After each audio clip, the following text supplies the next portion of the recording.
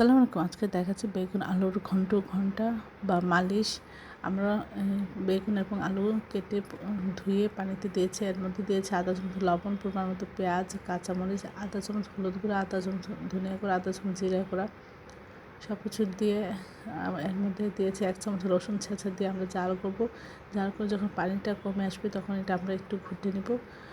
মোটামুটি ঘোটা হয়ে গেলে আমরা এখানে তেল দিয়ে দিব। এই রেসিপিটা ভাত এবং রুটি দুইটার সাথে খেতে অসাধারণ লাগে। আশা করি বিশেষ করে শীতকালে এটা সবাই খুব মজা করে খায়।